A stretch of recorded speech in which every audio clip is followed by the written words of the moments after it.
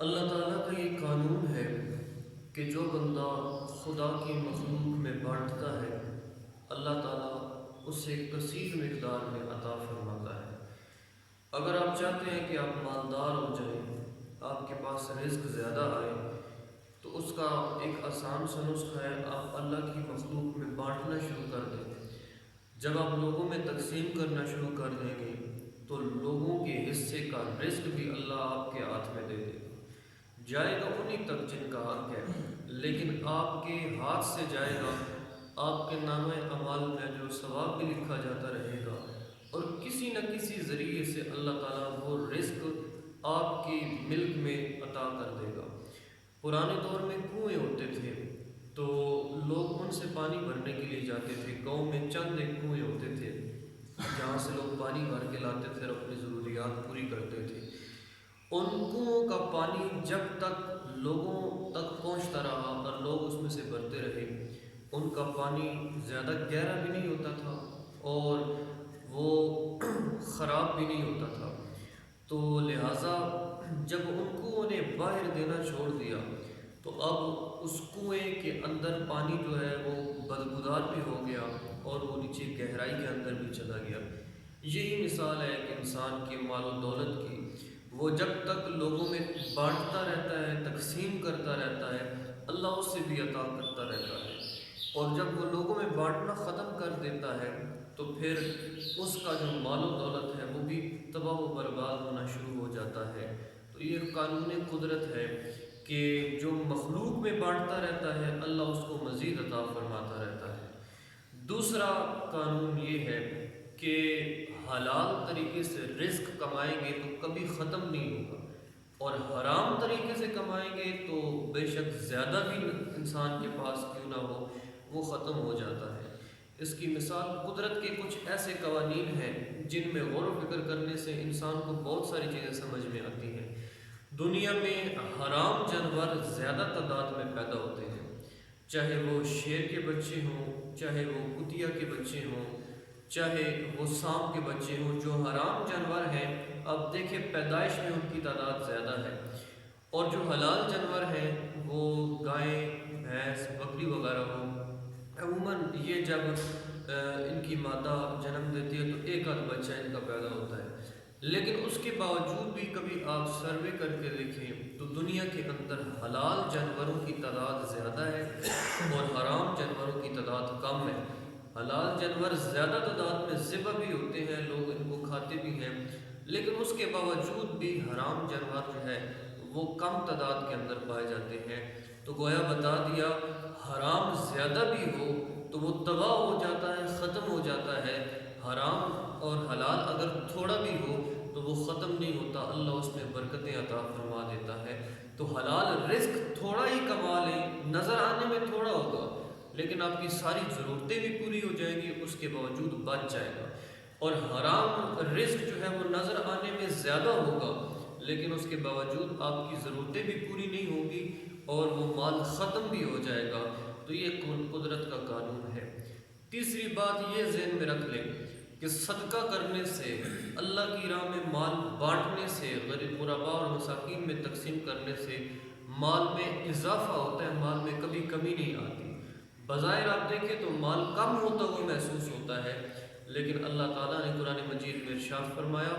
مثل ما ينفقون في سبيل الله كمثل حبة أنبتت 7 سنابل في كل سنبلة 100 حبة۔ وہ لوگ جو اللہ کی راہ میں مال خرچ کرتے ہیں ان کی مثال اس طرح جس طرح کسی نے گندم کا ایک دانہ بویا، پھر اس نے 7 بالیاں نکالی، پھر اس میں جو ہے وہ 7 ہر بالی کے اندر، ہر سٹے کے اندر 100 دانے جو ہے وہ پیدا ہوئے۔ تو اللہ ایک دانے کے بدلے میں جس طرح 700 دانے اگاتا ہے، اس طرح اللہ کی راہ میں جو 1 روپیہ خرچ کرتا ہے اللہ اس کے بدلے میں اسے 700 گنا عطا فرماتا ہے۔ اور حضور علیہ السلام نے ارشاد فرمایا 3 چیزیں ایسی ہیں جن پر میں قسم اٹھاتا ہوں، ان میں سے پہلی چیز ارشاد فرمائی ما نقص مال عبد من صدقۃ، صدقہ کرنے سے بندے کا مال کبھی کم نہیں ہوتا۔ جب اللہ کے رسول صلی اللہ علیہ وآلہ وسلم نے قسم اٹھا کے کہہ دیا تو پھر بندہ مومن کے لیے اس سے بڑی اور کیا دلیل ہو سکتی ہے؟ تو اس لیے ہمیں چاہیے کہ دل کھول کے اللہ کی راہ میں مال خرچ کریں۔ جب آپ اللہ کی مخلوق میں بانٹنا شروع کر دیتے ہیں، اللہ تعالیٰ آپ کو عطا کرنا شروع کر دیتا ہے، اور جب آپ مخلوق سے ہاتھ روک لیتے ہیں تو پھر اللہ تعالیٰ بھی آپ سے اپنا دست قدرت روک لیتا ہے، اور اس طریقے سے انسان کے رزق میں کمی آنا شروع ہو جاتی ہے۔ اے کاش ہم نے اس اسلامی فلسفہ مال و دولت کو سمجھا ہوتا، تو نہ آج ہمیں معیشت کے لالے پڑے ہوئے ہوتے، اور نہ ہی آج ہمارے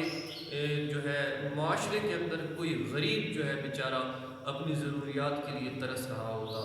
تو آئیں اس اسلامی فلسفہ مال و دولت کو اپنائیں، تو انشاءاللہ العزیز معاشرے کے اندر دولت کی جو ہے تقسیم درست طریقے سے ہوگی، غریب بھی جو ہے وہ پیٹ بھر کے کھائیں گے، اپنی ضروریات پوری کریں گے، اور جو عمراء ہیں ان کو بھی اللہ تعالیٰ عطا فرماتا رہے گا، ان کی ضروریات پوری کرتا رہے گا۔ اور یہ بھی ایک حقیقت ہے، مولانا بشیر فاروقی صاحب، یہ سیلانی ویلفیئر ٹرسٹ ہے، ایک بہت ہی بڑا ویلفیئر کا ادارہ ہے، اور وہاں پہ تقریباً لاکھوں کا کھانا ایک دن میں پکتا ہے، اور غرباء اور مساکین وہاں سے آ کے کھاتے ہیں۔ تو ان سے کسی نے پوچھا کہ آپ یہ اتنا سارا کچھ نظام کیسے چلا لیتے ہیں؟ ایک دن میں لاکھوں کا کھانا تیار کروانا اور ہزاروں کے حساب سے لوگوں کو کھلانا، یہ بڑا مشکل کام ہوتا ہے،